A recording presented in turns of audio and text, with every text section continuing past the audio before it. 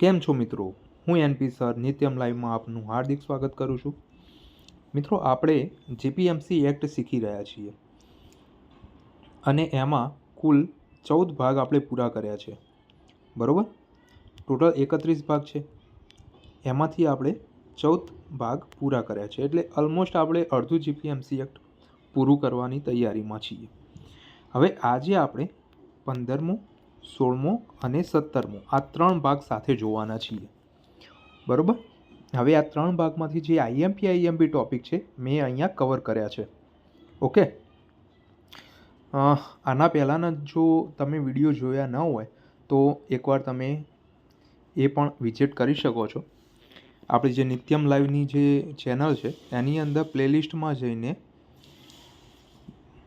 તમે SMC special કરીને એક પ્લેલિસ્ટ બનાવેલું છે, એની અંદર દરેકે દરેક વિડીયો મેં એની અંદર રાખેલા છે. બરાબર? તો પહેલા વિડીયોથી લઈને અત્યાર સુધીના તમામ વિડીયો તમે એની અંદર જોઈ શકશો. ઓકે, તો ચાલો શરૂઆત કરીએ. ચાલો, કલમ નંબર 263 બાંધકામ પૂર્ણતા અને વપરાશની પરવાનગી શું કહે છે એ જોઈ લઈએ. જો આની અંદર શું કીધું છે કે જો તમે કોઈ બાંધકામ કરો છો, મતલબ કે તમે કોઈ મોટું કન્સ્ટ્રક્શન કરો છો કોઈ જમીન ઉપર, બરાબર, તો બાંધકામ પૂર્ણ થયાની નોટિસ અને પૂર્ણતાનું પ્રમાણપત્ર 1 મહિનાની અંદર સબમિટ કરાવવું ફરજિયાત છે. ઓકે, તમે મ્યુનિસિપાલિટીની જમીન જે હોય, મતલબ કે એના અંદર આવતી હોય, એ જે મ્યુનિસિપલ કોર્પોરેશનની અંદર આવતી કોઈ જમીન છે ને એ જમીન લઈને ત્યાં એના ઉપર તમે કોઈ બાંધકામ કરો છો, બરાબર, તો એ બાંધકામ પૂરું થયાનું પ્રમાણપત્ર 1 મહિનાની અંદર તમારે સબમિટ કરાવવાની રહેશે.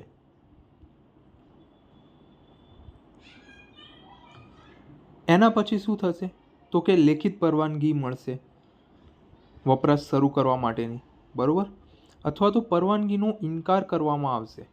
એનો મતલબ કે તમે એના પછી વપરાશ ન કરી શકો એ જગ્યાનું, અથવા 21 દિવસમાં કોઈ પણ જવાબ ન આવે તો પરવાનગી મળી ગઈ છે તેમ માની શકાય.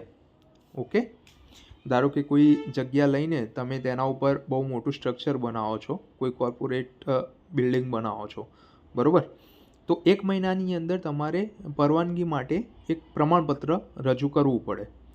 જો લેખિત પરવાનગી તમને મળે તો તમે વપરાશ શરૂ કરી શકો, અથવા તો પરવાનગીનો ઇનકાર થઈ શકે, અથવા તો 21 દિવસ સુધી, અહીંયા 21 દિવસ તમારે ખાસ યાદ રાખવાના છે મિત્રો, મોસ્ટ આઈએમપી છે. 21 દિવસ સુધી કોઈ જવાબ જ તમને નહીં મળતો તો શું કરી શકાય તો કે તમને પરવાનગી મળી છે એમ કરીને તમારે એની વપરાશ શરૂ કરી દેવાનો. બરાબર? ઓકે, ચાલો આગળ જોઈએ. તો આ સ્લાઇડની અંદર તમે શું યાદ રાખશો, એક તો 1 મહિનાની અંદર તમારે પ્રમાણપત્ર રજૂ કરવાનું કોઈ તમે જે બાંધકામ કર્યું છે એનું, અને જો પરવાનગી મળે તો ઠીક છે, ના મળે તો પછી તમે વપરાશ ના કરી શકો, અથવા તો 21 દિવસ સુધી કશો જવાબ જ નહીં આવતો ગવર્મેન્ટ તરફથી તો પછી તમારે વપરાશ કરવાનું ચાલુ કરી દેવાનું. બરાબર? ઓકે, ચાલો, કલમ નંબર 269 ભવિષ્યના બાંધકામોનું નિયમન. હવે ભવિષ્યની અંદર ધારો કે કોઈ કોર્પોરેશન છે, તો એની કેટલીક એકરની જે જમીન હશે એ જમીનની અંદર ભવિષ્યમાં આપણે શું શું બનાવીશું, બરાબર, ભવિષ્યમાં ત્યાં કઈ કોર્પોરેટ બિલ્ડિંગ હશે, કાં તો પછી કયો રહેણાંક વિસ્તાર બનાવીશું, અથવા તો કઈ જગ્યાએ બગીચો બનાવીશું, બરાબર, તો એ માટેનું આખો એક પ્લાન તૈયાર કરશે. કેવી રીતે હશે તો કે કોઈ બિલ્ડિંગ બનાવવાની વિચાર હોય તો એનો દેખાવ, બાહ્ય દેખાવ અથવા તો ઊંચાઈ, માત્ર છૂટા કે સેમી ડિટેચ મકાનો, બરાબર, આવી રીતે કોઈ મકાનો બાંધવાના હોય, પ્લોટનું લઘુત્તમ કદ, મતલબ કે કોઈ પ્લોટ એમનેમ રાખવાનો હોય તો એનું ઓછામાં ઓછું કદ કેટલું હોવું જોઈએ. એના પછી દર એકરે ઇમારતોની સંખ્યા મર્યાદિત, મતલબ કે 1 એકરની અંદર કેટલી ઇમારતો રાખવી એ રહ્યું. દુકાનો, ગોડાઉન કે ફેક્ટરીઓ પર પ્રતિબંધ, મતલબ કે જે રહેણાંક વિસ્તાર હોય ત્યાં દુકાનો કે ગોડાઉન કે ફેક્ટરીઓ ઉપર પ્રતિબંધ લાગવો. બરાબર. તો આ દરેક આખો એક પ્લાન બને છે મિત્રો, અને એની જાહેર નોટિસ 3 મહિનાની અંદર સ્ટેન્ડિંગ કમિટીને રજૂ કરવી પડે. બરાબર. આ જે પ્લાન બનાવવાનું હોય એની એક જાહેર નોટિસ હોય, 3 મહિનાની અંદર સ્ટેન્ડિંગ કમિટીને રજૂ કરવી પડે. સ્ટેન્ડિંગ કમિટી શું કરશે? એને રાજ્ય સરકારને મોકલશે 2 મહિનાની અંદર. બરાબર. અને રાજ્ય સરકાર એના પછી શું કરશે? તો કે સરકારી ગેજેટ બહાર પાડશે અને એની અંદર એ રજૂ કરશે કે કઈ જગ્યાએ શું બનવાનું છે, જેને આપણે નોર્મલ ભાષામાં ટીપી કહીએ છીએ. બરાબર, કે આ જગ્યાએ ટીપી પડી છે, તમે સાંભળ્યું પણ હશે. ઓકે, તો આ રીતની પ્રોસેસ હોય છે. ઓકે, જાહેર નોટિસ 3 મહિનાની અંદર સ્ટેન્ડિંગ કમિટીને રજૂ કરવાની. સ્ટેન્ડિંગ કમિટી રાજ્ય સરકારને 2 મહિનાની અંદર રજૂ કરશે અને રાજ્ય સરકાર એના પછી સરકારી ગેજેટની અંદર પ્રસિદ્ધ કરશે. ઓકે, ચાલો. એના પછી કલમ 270 છે, ડ્રાફ્ટ સુધારણા યોજના ક્યારે બને છે. હવે જુઓ, પહેલાં એક કોન્સેપ્ટ ક્લિયર કરી નાખો કે ડ્રાફ્ટ સુધારણા યોજના છે શું. તો કે ધારો કે કોઈ એક રસ્તો છે, બરાબર, એક હાઈવે છે. હવે ત્યાં વાહનોની અવરજવર વધી જાય છે, તો મ્યુનિસિપલ કોર્પોરેશન શું કરશે? તો કે ત્યાં ઓવરબ્રિજ બનાવી દેશે. ત્યાં વાહનોની અવરજવર વધી જાય એટલે ત્યાં જે ટ્રાફિક હોય, ટ્રાફિકની સમસ્યા વધી જાય. કોઈ ચોકડી હોય, ચોકડી પડતી હોય તો ત્યાં ટ્રાફિકની સમસ્યા બહુ રહેતી હોય. બરાબર, તો ત્યાં ઓવરબ્રિજ બનાવશે. તો જે પહેલાં જે હતું એની અંદર સુધારો વધારો કરવાનો થયો. બરાબર, કાં તો ઓવરબ્રિજ બનાવો, કાં તો પછી અંડરપાસ બનાવો. અથવા તો કોઈ બીજું ઉદાહરણ એવું લઈએ કે જર્જરિત થઈ ગયેલી કોઈ બિલ્ડિંગ છે ગવર્મેન્ટની. બરાબર, અને હવે એ આખી બિલ્ડિંગને પાડી નવી બનાવી છે આપણે, તો શું કહીશું એના? તો કે સુધારણા યોજના કહીશું. બરાબર, તો એને જ આપણે ડ્રાફ્ટ સુધારણા યોજના કહેવામાં આવે છે. જે મેં તમને ઉદાહરણ આપ્યા એવા જ ઉદાહરણ અહીંયા છે. શું છે? તો કે રહેઠાણો માનવ વસવાટ માટે અથવા સ્વાસ્થ્ય માટે જોખમી. કેટલાક એવા રહેઠાણ હોય કે જે માનવ વસવાટ માટે અથવા તો એના સ્વાસ્થ્ય માટે જોખમી હોય. બરાબર, તો એની જગ્યાએ કોઈ નવી યોજના બનાવી. બરાબર, અથવા તો ગરીબ વર્ગો માટે ઇમારતોનું નિર્માણ. બરાબર, તમે ઘણી જગ્યાએ જોયા હશે કે પેલા ગવર્મેન્ટ ફ્લેટ બનાવો છે, હા, ગરીબ વ્યક્તિઓને રહેવા માટે, જે BPL લોકો હોય છે, અને આવાસ યોજના કહીએ છીએ આપણે. તો એના માટે ઇમારતોનું બાંધકામ. એના પછી નવા બિલ્ડિંગ પ્લોટ્સ અથવા તો વેન્ટિલેશન સુવિધા. એના પછી ટ્રાફિકની સુવિધા માટે રસ્તા કે બ્રિજ બનાવવા. આ જે મેં તમને ઉદાહરણ આપ્યું એ ઉદાહરણ છે. ઓકે, તો એના માટે ડ્રાફ્ટ સુધારણા યોજના લાગુ કરવામાં આવે છે. આની અંદર અપવાદ શું છે? તો કે બોમ્બે હાઉસિંગ બોર્ડ એક્ટ હેઠળ મંજૂર થયેલી આવાસ યોજનાના વિસ્તારોમાં સુધારણા યોજના બનાવી શકાય નહીં. ઓકે, હા, તમે નવા આવાસના ઘરો બનાવી શકો, પરંતુ તમે ઓલરેડી જે આવાસ યોજના અંતર્ગત જે આવતા હોય એને તોડીને પાછા ફરીથી ના બનાવી શકો. એની અંદર આ લખેલું છે. ઓકે, ગરીબ વર્ગો માટે ઇમારતોનું બાંધકામ તમે કરી શકો. ઓકે, પરંતુ બોમ્બે હાઉસિંગ બોર્ડ એક્ટ હેઠળ જે આવાસ યોજનાના વિસ્તારોની અંદર આવી કોઈ સુધારણા યોજના બનાવી શકાય નહીં. ઓકે, ચાલો. હવે કોઈ કોર્પોરેશનને આવી સુધારણા યોજનાની મંજૂરી મેળવવી છે. બરાબર, કોઈ જગ્યાએ આવી સુધારણા યોજના લાગુ કરવી છે તો કેવી રીતે કરી શકે? ચાલો, મોસ્ટ IMP છે આ સ્લાઇડ તમારા માટે. પહેલાં તો જાહેર સૂચના આપશે. કેવી રીતે? તો કે ઓફિશિયલ ગેઝેટ અને વર્તમાનપત્રોમાં સતત 3 અઠવાડિયા સુધી પ્રસિદ્ધિ કરાવશે. બરાબર, મતલબ કે ઓફિશિયલ ગેજેટ કે તમારા જે સમાચાર પત્રો છે એની અંદર સતત 3 અઠવાડિયા સુધી એ જાહેરાત મૂકશે. બરાબર, કે આ જગ્યાએ આપણે હવે આ બનાવવા જઈ રહ્યા છીએ, આ જગ્યાએ આપણે ઓવરબ્રિજ બનાવવા જઈ રહ્યા છીએ. આ જગ્યાએ આપણે નવા આવાસના મકાનો બનાવવા જઈ રહ્યા છીએ એવી રીતે, બરાબર. એના પછી શું થાય છે તો કે વાંધાઓ મંગાવવામાં આવે છે. હવે જુઓ, તમે ઘણી વખત જોયું હશે કે કોઈ હાઈવે ઉપર પેલો ઓવરબ્રિજ બનાવવામાં આવે ને એટલે આજુબાજુના જે દુકાનદારો હોય ને એ બધા વાંધા ઉઠાવે, બરાબર. આ તમે ક્યાંક ના ક્યાંક સાંભળેલું હશે. કેમ કે ઓવરબ્રિજ બને એટલે શું થાય કે નીચેથી જે ગાડીઓ જવાની હોય એનો જે ફ્લો હોય એ ઓછો થઈ જાય, એટલે જે પબ્લિકની નજર એમના દુકાન ઉપર પડતી હતી એ ઓછી થઈ જાય, બરાબર. એટલે ઇનડાયરેક્ટલી એમના જે ગ્રાહકો હોય એ તૂટે, હા ને. તો એના કારણે થઈને એરિયા વાંધા ઉઠાવશે એના કોર્પોરેશન સામે. તો એ વાંધા સાંભળવામાં આવે છે, મતલબ કે 30 દિવસની અંદર લેખિત વાંધાઓ સબમિટ કરાવવા પડે, બરાબર. એના પછી શું કરશે? સ્ટેન્ડિંગ કમિટી એની સમીક્ષા કરશે એટલે એના ઉપર વિચારશે કે ના, આમને જે વાંધા અરજી રજૂ કરી છે એ સાચી છે કે નહીં, બરોબર છે કે નહીં, બરાબર. અને એના પછી કોર્પોરેશનનો નિર્ણય થશે. અને એક કોર્પોરેશન નિર્ણય કેવી રીતે કરશે તો કે ફેરફારો સાથે અથવા ફેરફારો વગર યોજના મંજૂર કરવા અથવા ના મંજૂર કરવાનો નિર્ણય લેશે, બરાબર.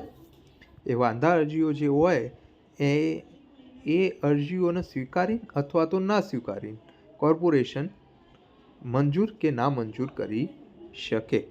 ઓકે.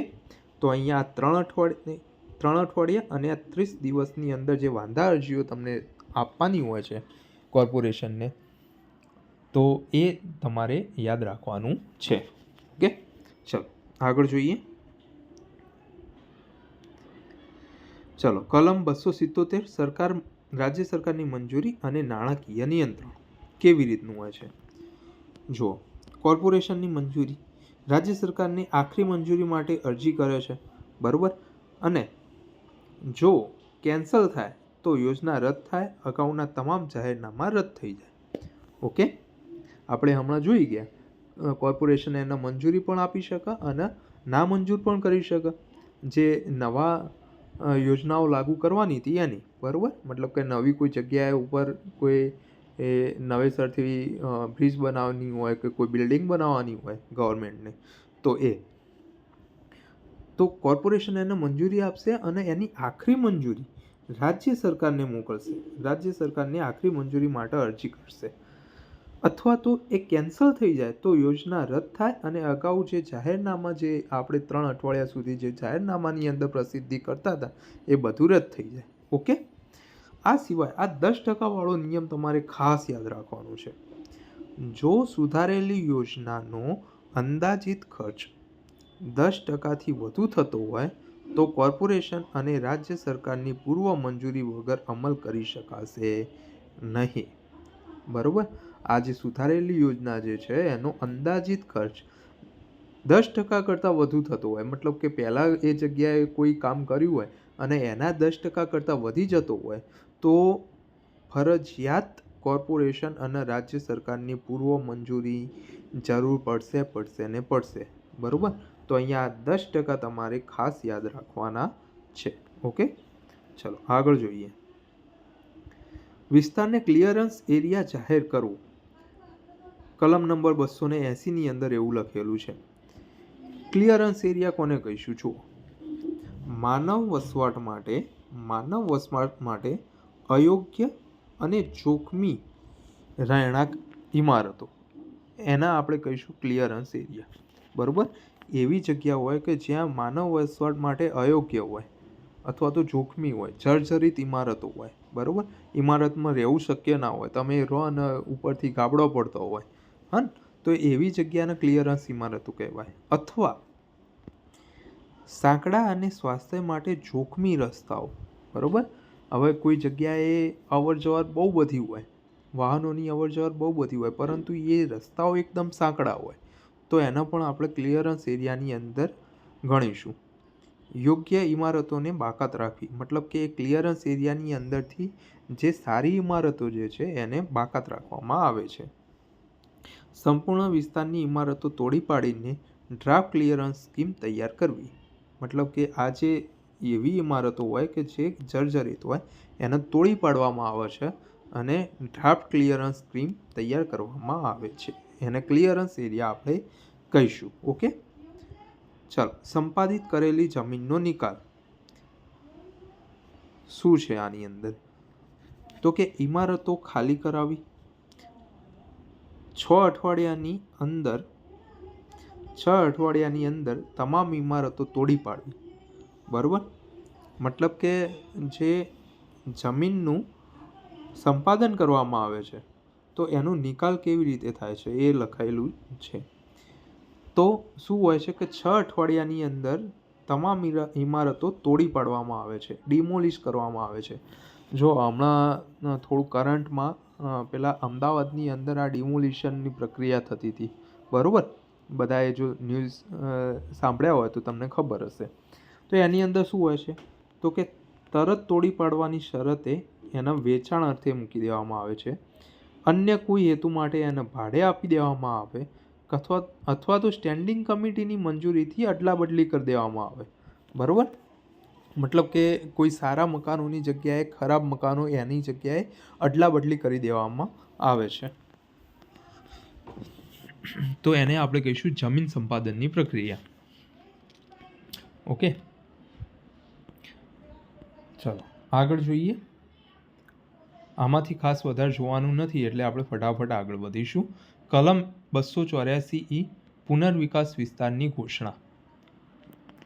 મતલબ કે કોઈ એક એવો વિસ્તાર છે કે એના આખો ફરીથી વિકાસ કરવો છે તો એની ઘોષણા, પુનર્વિકાસ વિસ્તારની ઘોષણા કેવી રીતે થાય?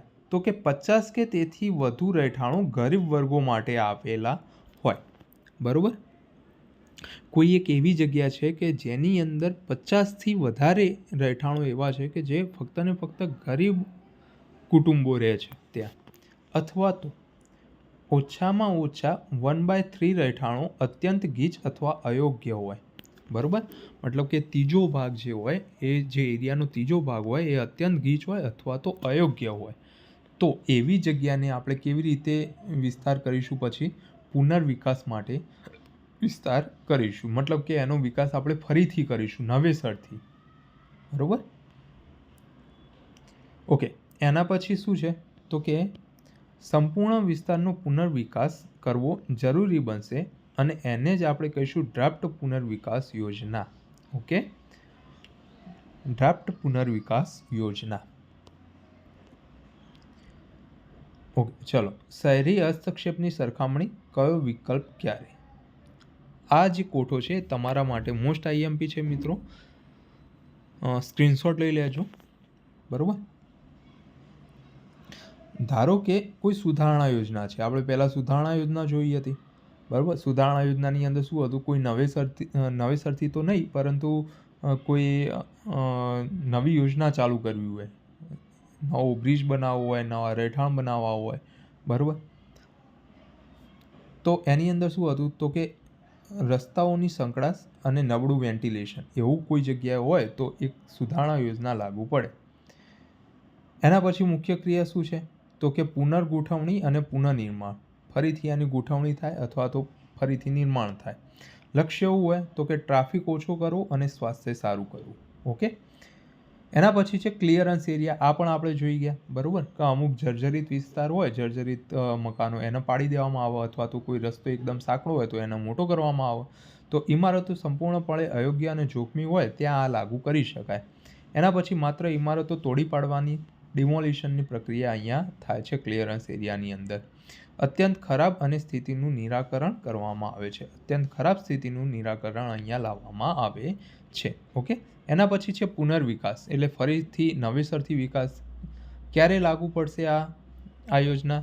તો કે 50થી વધારે ગરીબ રહેઠાણો જોવા મળે અથવા તો ત્રીજા ભાગથી વધુ ગીચતા હોય ત્યાં ફરીથી વિકાસ કરી શકાય. સંપૂર્ણ વિસ્તારનો નવેસરથી વિકાસ થાય છે અને ગરીબ વર્ગો માટે અહીંયા આવાસ બનાવવામાં આવે છે. ઓકે, ચલો આગળ જોઈએ.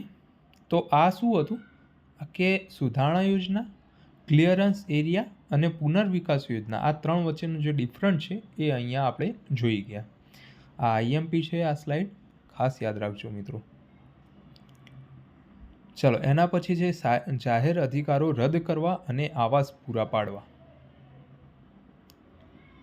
શું છે? તો કે જાહેર રસ્તાના અધિકારને રદ કરવા 6 અઠવાડિયાની અંદર વાંધાઓ મંગાવવા માટે નોટિસ રાજ્ય સરકારની મંજૂરી ફરજિયાત છે. મતલબ કે કોઈ એક જાહેર રસ્તો છે, હવે એ જાહેર રસ્તાને આપણે બંધ કરી દેવો છે, બરાબર, રદ કરી દેવો છે, તો એના માટે શું જોશે? તો કે 6 અઠવાડિયાની અંદર વાંધાઓ મંગાવવામાં આવે. મતલબ કે એ જાહેર રસ્તાની આજુબાજુ જે રહેતા હોય એ બધાના વાંધાઓ મંગાવવામાં આવે અને એના પછી રાજ્ય સરકારની મંજૂરીથી એને બંધ કરવામાં આવે. પરંતુ રાજ્ય સરકારની મંજૂરી અહીંયા ફરજિયાત છે. ઓકે. ગરીબ વર્ગો માટે આવાસ પૂરા પાડવા કેવી રીતે પાડી શકાય? 3 પ્રકારો છે. તો કે નવી ઇમારતોનું બાંધકામ કરવાનું, બરાબર, ગરીબ વર્ગો માટે નવા ઇમારતોનું બાંધકામ કરવું, વર્તમાન ઇમારતોનું રહેઠાણમાં રૂપાંતર કરવું. મતલબ કે અત્યારની જે મોટી બિલ્ડિંગ હોય એ જર્જરિત થઈ હોય તો એની જગ્યાએ નાના નાના મકાનો બનાવવા. ઓકે. એના પછી ખરીદવામાં આવેલી ઇમારતોમાં ફેરફાર કે વધારો કરવો. મતલબ કે કોઈ ઇમારત ખરીદી હોય તો એની અંદર ફેરફાર કરવો. તો આ રીતે તમે આવાસ પૂરા પાડી શકો છો ગરીબ વર્ગો માટે. ઓકે. ચાલો એના પછી લીઝ અને વળતર અંગે ન્યાયિક સત્તા. કોઈ ઇમારત તોડી પાડવામાં આવે છે, કલમ નંબર 284D. કોઈ ઇમારત તોડી પાડવામાં આવે છે ત્યારે શું થશે? તો કે માલિક કે ભાડુઆતની અરજી આપશે. કોણ આપશે? તો કે ડિસ્ટ્રિક્ટ કોર્ટને આપશે. અને લીઝ રદ કે ફેરફારનો આદેશ ન્યાયી વળતર થાય છે. બરોબર.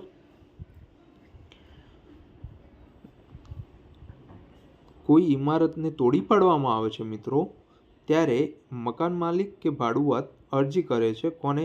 તો કે ડિસ્ટ્રિક્ટ કોર્ટને. ક્યારે કરે? જ્યારે આ મકાન માલિકને એવું લાગે કે આ ખોટી રીતે તોડી પાડવામાં આવી છે ત્યારે. અને ડિસ્ટ્રિક્ટ કોર્ટ એનો ચુકાદો આપશે, બરાબર. અને ખોટી રીતે તોડી પાડી હોય તો પછી એને વળતર આપવામાં આવશે. ઓકે. અહીંયા 284O અંદર શું છે? તો કે ફરજિયાત જમીન સંપાદન. તો એના માટેની એક ખાસ ટ્રિબ્યુનલ છે, શેડ્યુલ ડીની અંદર એની વાત કરવામાં આવી છે અને એનો આખરી આદેશ હોય છે, બરાબર. અને ચૂકવણીનો અમલ ડિસ્ટ્રિક્ટ કોર્ટ દ્વારા કરવામાં આવે છે. જો પ્રેસિડેન્ટ પ્રમાણપત્ર આપે તો જ હાઈકોર્ટની અંદર એના અપીલ કરી શકાય છે. ઓકે. તો આ સ્લાઇડ તમારા માટે એટલી બધી આઈએમપી નથી, પરંતુ થોડું ધ્યાન રાખજો, એક બે વખત વાંચી જજો, બરાબર, ક્યાંક પૂછાઈ શકે. ઓકે. ચાલો, અગ્નિશામક સેવાઓ અને કાનૂની રક્ષણ.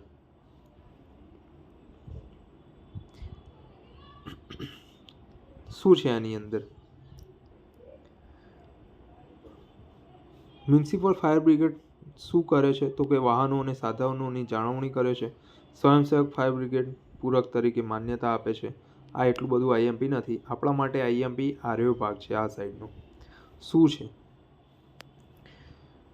આગ ઓલવવાની ફરજ દરમિયાન ફાયર બ્રિગેડ કે પોલીસ દ્વારા કરવામાં આવેલું નુકસાન, આ નુકસાનને કાયદેસર રીતે આગથી થયેલું નુકસાન ગણવામાં આવશે. બરોબર. કેવી રીતે સમજશો? કે કોઈ એક મોટી ઇમારત છે અને ત્યાં આગ લાગી છે, બરોબર. હવે જ્યારે પણ આ ફાયર બ્રિગેડ ત્યાં જાય છે ત્યારે ફાયર બ્રિગેડ અને એ વખતના જે પોલીસો ત્યાં કામ કરતા હોય, જે જગ્યાએ આગ લાગી હોય ત્યાં, તો એમના દ્વારા થયેલું નુકસાન શેમાં ગણવામાં આવશે? તો કે આગથી થયેલું નુકસાન તરીકે ગણવામાં આવશે. એર્યું લખેલું છે મિત્રો, બરોબર. બીજું શું છે? આગનો અહેવાલ સુપરત કરવાની પ્રક્રિયા 279ની અંદર શું છે? તો કે આવી આગની કોઈ ઘટના બને છે તો શું પહેલાં 24 કલાકની અંદર, બીજા દિવસથી મોડો નહીં તેટલું કમિશનરને અહેવાલ મોકલવામાં આવે છે, બરાબર. મતલબ કે આજે આગ લાગી છે તો 24 કલાકની અંદર કમિશનરના અહેવાલ મોકલી દેવો જોઈએ, ખાસ ફરજિયાત છે. કમિશનર શું કરશે? જો જરૂરી લાગે તો વધુ તપાસ કરશે, બરાબર. અને સ્ટેન્ડિંગ કમિટીને સાપ્તાહિક રિપોર્ટ મોકલવામાં આવે છે, વીકલી. ઓકે, તો આ સ્લાઇડ તમારા માટે આઈએમપી છે. કોઈ આર્ટની ઘટના બને છે તો આર્ટની ઘટના બની એના 24 કલાકની અંદર કમિશનરને અહેવાલ મોકલી દેવો અને અઠવાડિયાની અંદર સ્ટેન્ડિંગ કમિટીને રિપોર્ટ મોકલી દેવો, બરાબર. સ્ટેન્ડિંગ કમિટી માટે 1 વીકની અંદર અને કમિશનરને 24 કલાકની અંદર. ઓકે, તો આ સ્લાઇડ તમારા માટે આઈએમપી રહેશે. ચલો, આ સ્લાઇડ તમારા માટે મોસ્ટ આઈએમપી છે મિત્રો. સ્ક્રીનશોટ પાડી દેજો. બધા દિવસો આપેલા છે. એક જ સ્લાઇડની અંદર ખાસું બધું કવર કરી નાખ્યું છે. જો આગની ઘટનાનો અહેવાલ કમિશનરને સુપરત કરવો. આગલો દિવસ એટલે આજ આગ લાગી છે તો એના આગળનો દિવસ, મતલબ એના પછીના 24 કલાકનો દિવસ, એની અંદર આ સુપરત કરવાનું. પૂર્ણતાની નોટિસ મળ્યા પછી પરવાનગી આપવાની મુદત તો 21 દિવસની અંદર, બરાબર. આપણે પહેલાં આગળ વાત કરી ગયા છીએ કે તમારું બાંધકામ જે છે એ પૂરું થઈ જાય એના 21 દિવસની અંદર જો કોઈ તમને ના મળે, કોઈ રિસ્પોન્સ ના મળે ગવર્મેન્ટ તરફથી, તો તમે એના વપરાશ તરીકે યુઝ કરી શકો. ઢાબ સુધારણા યોજના સામે વાંધો નોંધવા, મતલબ કે ઢાબ સુધારણા યોજના આપણે પહેલાં જોઈ ગયા હતા. હવે એની સામે વાંધો નોંધવો હોય તો આપણે 30 દિવસની અંદર નોટિસ આપવી પડે. બાંધકામ પૂર્ણ થયાની નોટિસ મોકલવાની મર્યાદા, મતલબ કે તમારું બાંધકામ પૂરું થઈ ગયું છે તો તમને નોટિસ આપવાની હોય છે. તો કેટલા ટાઈમમાં? તો કે 1 મહિનાની અંદર. આ આપણે પહેલાં જોઈ ગયા છીએ, એના એ જ છે. ક્લિયરન્સ એરિયામાં ઇમારતો તોડી પાડવાનો સમય અને જાહેર રસ્તાના અધિકારો રદ કરવા સામેના વાંધા કેટલાની અંદર હોય છે? કે 6 અઠવાડિયાની અંદર હોય છે, બરાબર. એના પછી ભવિષ્યના બાંધકામ અંગેનો અભિપ્રાય રાજ્ય સરકારને મોકલવો તો 2 મહિનાની અંદર મોકલવામાં આવે છે. ભવિષ્યના બાંધકામના નિયમન માટે વાંધાઓ મંગાવવા 3 મહિનાની અંદર વાંધાઓ મંગાવી શકાય છે. ઓકે, તો અહીંયા આપણે આજનું આ લેક્ચર પૂરું કરીએ છીએ મિત્રો. તમને લેક્ચર્સ કેવા લાગે છે જરૂર જણાવજો. ટૂંક સમયની અંદર આપણે આખું જીપીએમસી એક્ટ પૂરું કરવાના છીએ. જો અત્યારે હવે કેટલા ભાગ પૂરા થયા?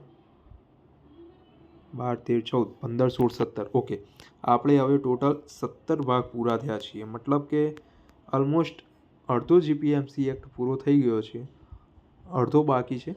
એ આપણે ફટાફટ પૂરો કરી દઈશું. કેમ કે આના પાછળના જે ભાગ છે એ બધા નાના છે, બરાબર. ફટાફટ પૂરા થઈ જાય એવા છે. ઓકે, તો મિત્રો અમારી સાથે જોડાયેલા રહેજો. ઓકે, અને સખત મહેનત કરતા રહેજો. સફળતા જરૂર મળશે મિત્રો. ઓકે, તો ચલો, થેન્ક યુ.